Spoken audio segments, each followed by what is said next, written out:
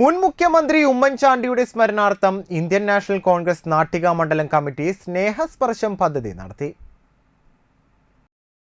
1 മുതൽ 4 വരെയും 14-ാം വാർഡ് കമ്മിറ്റിയുടെയും സംയുക്താഭിമുഖ്യത്തിൽ തളിക്കുളം ഫാമിലി മെഡിക്കൽ സെന്ററിന്റെയും തൃശൂർ ഐ വിഷൻ കണ്ണാശുപത്രിയുടെയും സഹകരണത്തോടെയാണ് സൗജന്യ മെഗാ മെഡിക്കൽ ക്യാമ്പ് സംഘടിപ്പിച്ചത്.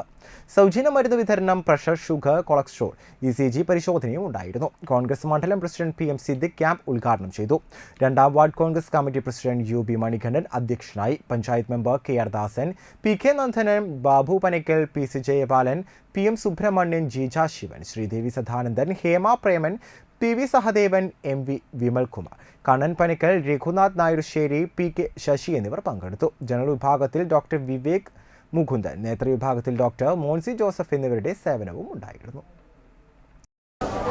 മുൻ മുഖ്യമന്ത്രി ജനകീയ നേതാവ് ഉമ്മൻചാണ്ടിയുടെ സ്മരണാർത്ഥം ഇന്ത്യൻ നാഷണൽ കോൺഗ്രസ് നാട്ടിക മണ്ഡലം കമ്മിറ്റിയുടെ നേതൃത്വത്തിൽ സ്നേഹസ്പർശം പദ്ധതി പ്രകാരം നാട്ടികൽ വിവിധ പരിപാടികളായി മുന്നോട്ട് പോയാണ് മണ്ഡലം.